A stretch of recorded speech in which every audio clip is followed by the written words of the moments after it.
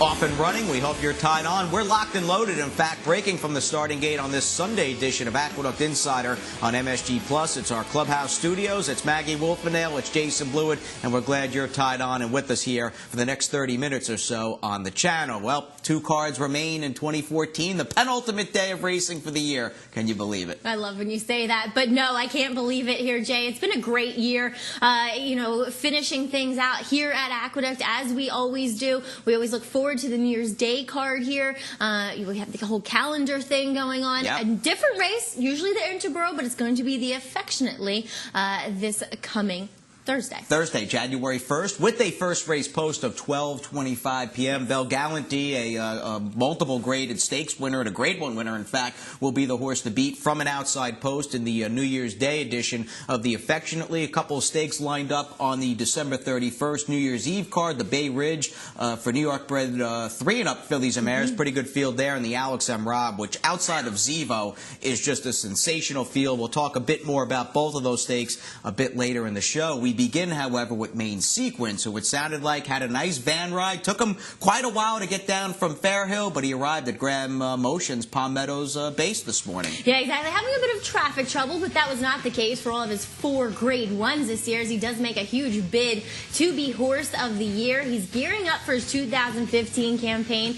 Graham Motion citing he hasn't done well with time off. He likes being a routine. He likes working. He did have a slow breeze over the Fairhill synthetic, training surface before he shipped down to Palm Meadows. So it looks as though he's gearing up. He's going to be ready to rock and roll as a 6-year-old and prepping the same way that Animal Kingdom did, and hopefully looking, if all things go accordingly, going to Dubai. Right, the McDermott at Gulfstream Park a bit later in the winter, and then the $6 million Dubai World Cup might be in the cards for a horse who, again, unbeaten in 4 Grade 1 starts and might find himself as a finalist for Horse of the Year. We shall see with Main Sequence. Of immediate concern, next Saturday, in fact, the 145th running of the Jerome for 3-year-olds right here at the Big A on the inner track. And the speedy El Kabir, a Grade 2 winner in 2014, stretched his legs today at Belmont Park. Yeah, he did. He had a normal kind of breeze for him. He always tends to breeze fast over the Belmont training track. Simon Harris aboard El Kabir. He went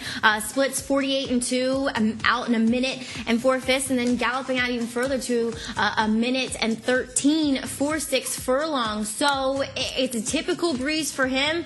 I like the fact that they've actually slowed him down a bit. He's a horse who can rattle off 58. Was he a bit rank over the summer? Exactly. Was he a bit headstrong and rank over the summer? Yes, he could. He did have the tendency to be, especially after that maiden breaker up at Saratoga going the 7 furlongs. Seems as though he just wanted to get out there and just run off. But I like that because he's going to have to do that going the 2 turns in the Jerome. And facing a very deep field. Now, look, it's a big purse, and there's 17 Kentucky Derby qualifying points on the line, 10 to the winner, in fact. And with that in mind, it's going to be a deep field against El Kabir. Nassau, who's an unbeaten PA bred, who's done some nice things for Someday Farm and John Servish. You get some comparisons just with the connections to Smarty Jones. Australanka, the New York bred, who had a breeze, half-mile breeze at Belmont Park today in company with Micromanage, and Classy Class for Kieran McLaughlin, who I know you're a fan of. I am a fan of. I think this horse should be able to step forward and improve off of that Remsen try where he did finish behind his stablemate Frosted, who is very promising, but going down to Florida for his kind of 3-year-old campaign. So I like the fact that Kieran does keep one of them up here with us in New York. 12:25, not the first time Kieran has targeted the inner track. It's worked out in the past as we really turn our attention for the bulk of this show, what remains of it, to the action Sunday here on the inner track, beginning with 2-year-old fillies in the New York Stallion Stakes 5th Avenue. John Abrial with the call from the gate. SALUTOS is going out for the lead. The Lewis Dinner, Oh My God, Donner on the extreme outside. Then it's Kathy's Humor, and Shangri-La is the early trailer in 5th as these 2-year-old fillies head up the backstretch. And it's SALUTOS with a narrow lead over the odds-on favorite, the Lewis Dinner. Then a break of almost 3, back to Kathy's Humor. Oh My God, Donna to her outside, and the trailer is Shangri-La. The opening quarter mile in 23 seconds.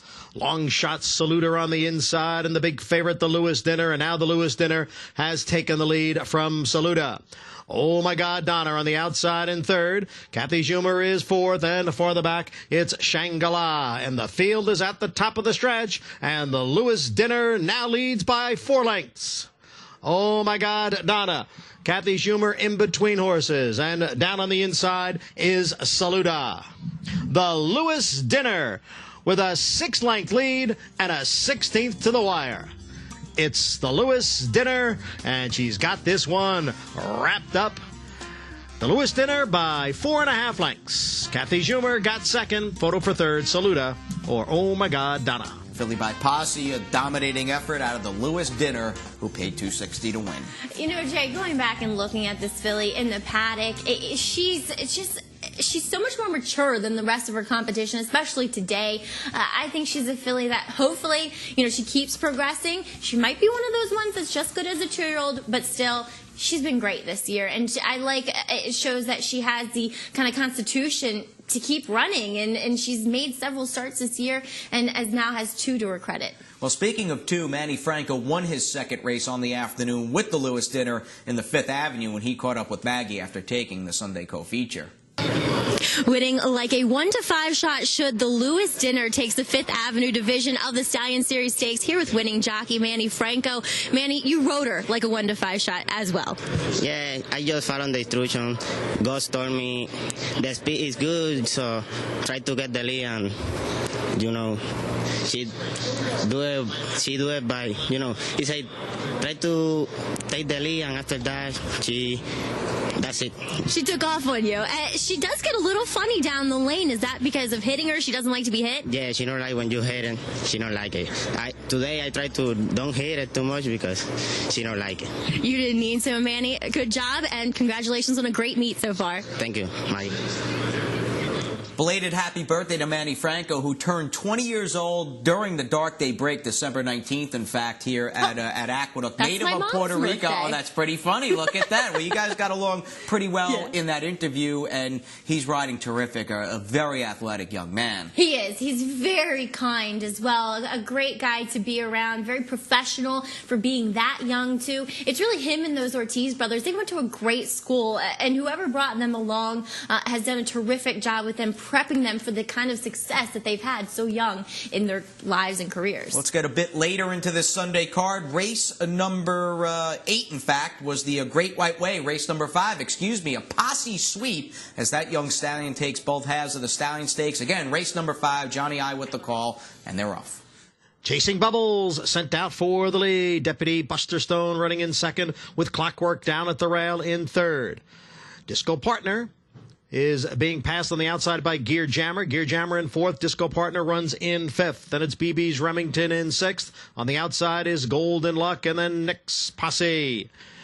All chasing. Chasing Bubbles, who leads here by a length and a half after an opening quarter mile in 23 and 4/5 seconds.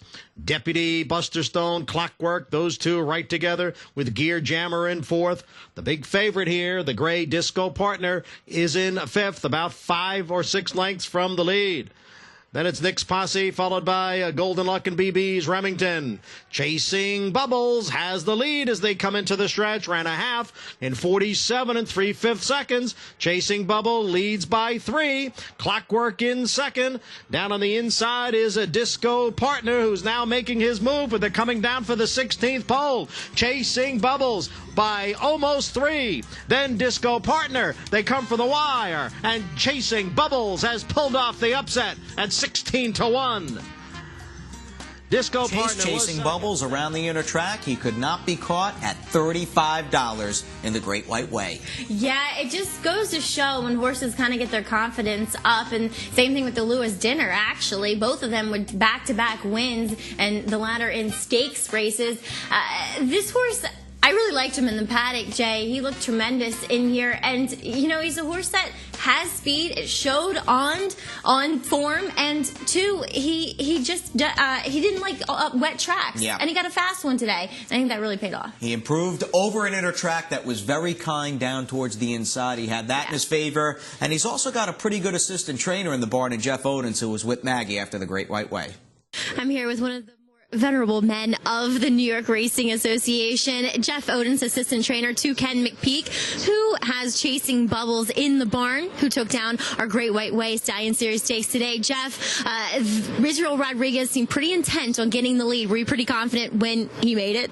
Yeah, I pretty much was. I didn't tell him to do it. You know, he knows to do it on his own. I think you're better off not telling these shocks what to do sometimes when they got a speed horse. So it worked out good that he did get the lead. He really did, and kind of a confidence booster off that last race. Now, you started with Kenny this fall. You have a couple horses in the barn. What are you looking forward to? Anything else coming up this race at Aqueduct? Well, we have a few horses left. Kenny, you know, kept a few horses here, you know, luckily this winter. And we have some horses still to run, and Kenny will bring some more. Great, Jeff. Well, good luck with everything, and congratulations today. Okay, thank you, Maggie. Good stuff for Ken McPeak, having a guy like Jeff Odens in the barn. And what does a good assistant trainer like Jeff Odens bring to the table? So much, Jay, so much. I mean, you look at trainers such as Chad Brown or Todd Pletcher, Chad with Cherie DeVoe and Todd with Byron Hughes here in New York, and they're here doing it by themselves. I mean, yes, they come back, you know, frequently, but they manage those barns of 20 to 30 horses throughout the wintertime themselves, and they know what they're doing. Jeff, obviously a trainer beforehand, running his own shed row prior, so they are just really invaluable when it comes to winter racing here at Aqueduct. You need that good help, that's for sure. I've got some, and we're in good company as we send it to break. We've got a lot more coming your way on this penultimate edition of Aqueduct Insider for 2014. Fillies and Mares going long when we come back.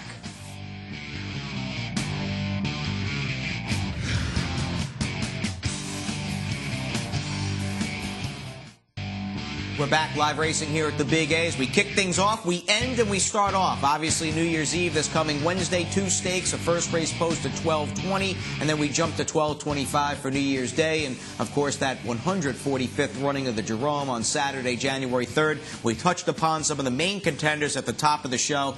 Australenka will look to rebound after a wide trip in the Remsen. Well, we saw New York Reds kind of taking over, especially with Samrat back last year's edition of these 3-year-old prep stakes for the Kentucky Derby. And Australenka, not great in his last, but I felt as though he was a horse who may have been getting a bit tired for, you know, the rapid pace he was running and the performances he was putting in. So I think over a month off now, at least, you know, training in the meantime, should help this horse. And I think a fresher horse we will see in the Jerome. 10 Kentucky Derby points to the winner. You're not going to want to miss it this coming Saturday at Aqueduct in the Jerome as we get you back to this second to last day of racing on the year. It is race number 6. Johnny I once again in the booth, and he's got the call from the gate. And they're off a stumbling start for Sandcat. And he's in mid-pack right now. Brass Pear is out for the lead. Native Hero on the outside. Giant in the Moonlight towards the rail has moved into second.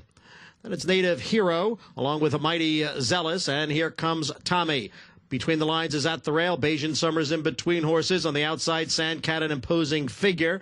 It's a 4-length gap back to 4 directions and 7 more to Jaxer Wild, who trails the field in 11th. The opening quarter mile in 23 and 1/5 seconds as they round the far turn. Brass Pear leads by almost 2. Giant in the Moonlight giving chase in second. Between the lines down at the rail in third. Then it's Mighty Zealous, Native Hero, and here comes Tommy. At the quarter pole, Brass Pear, the one to catch. Brass Pear has built a 4-length lead. Giant in the Moonlight, and between the lines, racing second and third. Farther back, it's Here Comes Tommy, an imposing figure. Brass Pear in front now by 5. As between the lines moves into second, but he's not going to catch Brass Pear, a front-running winner under Jose Ortiz. Between the lines was second. Giant in the Moonlight finished third. What a way to close things out on the year for trainer Michelle Nevin. We talked and looked at her late double on yesterday's card. One of those wins in Dream Saturday, and Brass Pear, big speed off the claim. And this is the power duo of Jose Ortiz and Michelle Nevin in here. They seem to be teaming up and really will push their way atop of the leaderboards. Jose already sitting there. But Brass Pear, he's a speedy horse, and you kind of got the feeling that this was a shrewd claim by Michelle, a horse who has his New York bred conditions still, so He used one up today, but still there's a few more he can Well, run. they got the winner's share of a big purse. I mean, they only picked him up for a quarter, and they ran for the winner's share of $57,000. He's got speed. You catch a smaller field on the unit track, stepping up to the two other then, and he could be pretty tough. A heads-up shrewd claim, as you mentioned. Quick mention of Between the Lines, who was on the better part of the racetrack, but a pretty good effort off the long light off the Joe Lestrito. Since late February, he's been off, and he looked great in the paddock, and he's kind of a quarter horse type. I thought he would be. He's never been that fast a horse, obviously not as fast as Brass Pear, but I thought it was a very promising return to the races. He likes the inner oval as well. Let's move on to race number 8. 2 turns. In fact, fillies and mares going long at 1 mile and 70 yards. We'll call it the co-feature. Big purse, $69K, and a good group as we go back to Johnny. Faith Hall going out for the lead. Unseating the rider at the start was number 6, Lotsa Noodles. Lotsa Noodles is the loose horse at the back of the pack. Jockey Angel Arroyo is up and moving around and does appear to be okay. The field goes into the clubhouse turn. It's Faith Hall, and there goes Holiday's Jewel now up to challenge. Holiday's Jewel and Faith Hall right together, and Amulay sitting right behind in third. Dear Mama is next in fourth, and it's Lunar Surge and Image of Anna trails the field in sixth as they head up the backstretch. Faith Hall in front here, 3/4 of a length over Holiday's Jewel, with Amulay racing in third, just 2.5 lengths from the front. Then it's the gray Lunar Surge. Dear Mama is alongside, and at the back of the pack is Image of Anna. The quarter, 24-4, the half and 48-4. Faith Hall leads here as they approach the far turn, with Holiday's Jewel getting a bit closer now. Holiday's Jewel, Faith Hall, and here's Amulay on the outside. So now it's 3 of them across the track. Amulay on the outside, Holiday's Jewel in between, Faith Hall down at the rail, and Lunar Surge is just behind. Image of Anna has moved up to 5th. Dear Mama is the trailer. 3/4 went in 1:13-4. Amulay, Holiday's Jewel, Lunar Surge on the outside. Faith Hall continues to battle on. 4 of them stacked across the track as they come down for the wire. Lunar Surge, Holiday's Jewel, Lunar Surge is those 2 to the wire together. It's a photo finish. Holiday's Jewel or Lunar Surge, Amulay. We'll pick it up off the far turn. 4 of them stacked across the track, and it was the one closest to the rail, the one Holiday's Jewel, once the 3 Faith Hall dropped out of it. And I thought this was finally a really good ride given to Holiday's Jewel. Junior Alvarado, he's back in action off of that injury and days, and he really gave this filly or mare a heads-up ride. He was aggressive. He got her out in the clear, forwardly placed. That's where she wants to be, and it paid off. Lunar Surge was game in defeat, I thought, and so was Amulay. But Holiday's Jewel, she proved that if she's given the right kind of conditions, she can do it. For a trainer that's done very well with the few horses that he runs, and maybe few's too much of an exaggeration, but Mitch Freeman, the kind of guy that's only going to ring up 80 to 100 starters throughout the entire calendar year. But I'm thinking, even looking ahead to the Bay Ridge on Wednesday, he's got Dreaming of Cara and Carry Me Away, and both those horses have been, I mean, money earners for the barn. I think they must kind of hold some record of horses coupled right. together in races. Another, sure. But yeah, it's a power entry once again. You know, they kind of take turns being good at certain times of the year. So, like you said, he does a great job with the few number of horses he has, and he keeps them going. He's great with claiming horses as well. And those 2 remind me of Jacksonport and Federal Funds for you history buffs going back to the early 90s with Murray Garron. We've got the rapid fire pick 5 coming up, 1, 2, 4, 7, and 9 with Johnny I. Ran 3/4 in 1:14-1.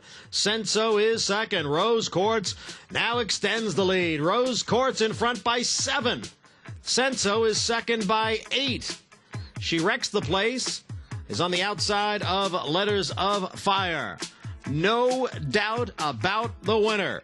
Rose Quartz. She crushes the field here. She's going to win by 15 lengths. Rose Quartz dominates the opener. Letters of Fire gets up for second over Senso. She wrecks the place Up on the outside of Carolinian, the half in 46 and 3. Carolinian digs down and now gets clear. NF's Destiny has dropped back to third as Indy Toon makes a run on the outside. Carolinian trying to hold off Indy Toon. Taxplayer is third. Here's Indy Toon to take over in deep stretch and win it. Indy Toon. Then Carolinian and enter the stretch. Princess Bella on call, going wide there. Down towards the rail. It's Utopian Wife. Warm front down at the fence. Reckless Move looking to split horses. Here comes Warm Front down on the inside to take over the lead. Reckless Move now moving up on the outside. Warm Front, Reckless Move. And that's the way it is. 1-2 under the line. Warm Front, the upset winner. Reckless Move was second. Pisces by Moonlight draws right alongside. And Recanted is third. They're coming down for the 8th pole. Cosmic Coincidence. Pisces by Moonlight. Here's Recanted up on the outside. Three of them battling it out with a 16th to the wire. Pisces by Moonlight. Cosmic Coincidence down at the rail. Recanted on the outside. Terrific finish here.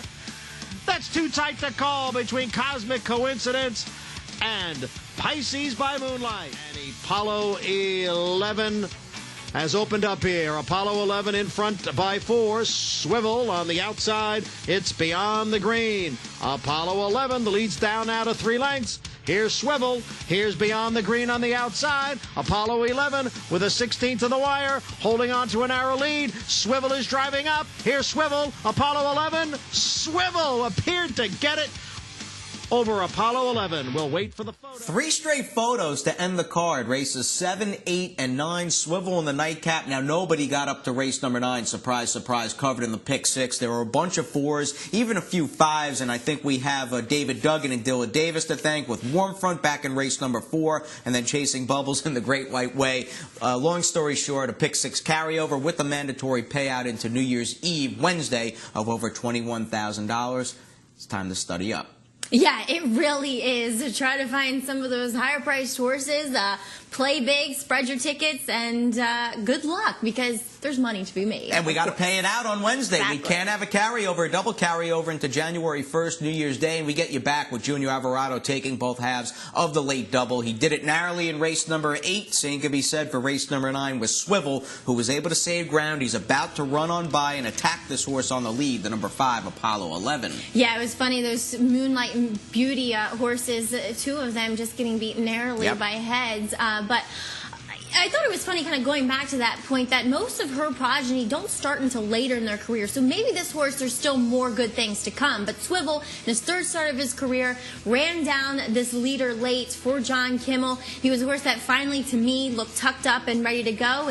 And Junior, as you know, as I was saying earlier, he's really riding well. It's good to see him strong too. He's very strong in his finishes, which I appreciate. Fractured his vertebrae in that spill back in November. This was only his 3rd straight day since returning. Took it easy Friday. I think he only had 1. Rode in a couple races yesterday. He'll get stronger as these cards start to progress. He's got a good agent in his corner in Mike Solito. He pretty much rides first call for John Kimmel. He rides a little for David Jacobson. Whatever Bill Mott horses are left up here throughout the winter, and Junior Alvarado got to keep an eye on, as is the case with one of our favorite New York stallions, and that is Frost Giant, as we get to the state-bred Frost Giant standout on this Sunday afternoon. Let's check out the Lewis dinner, dominant in the 5th Avenue. Yeah, daughter of Posse here. So one of those New York stallions we like to see, but Frost Giant, he does great things too with his progeny. So and we also are offering pretty cool thing as absolutely. A raffle. Well, we're making history on the Wednesday show. We will have a live raffle drawing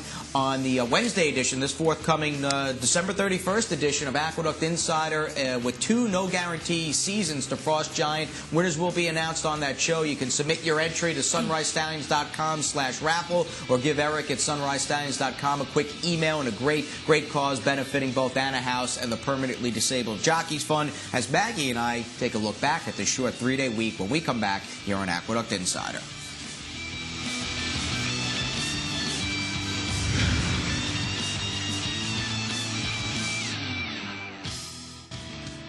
We are back on this edition of Aqueduct Insider. We check out the claims as 2014 winds down.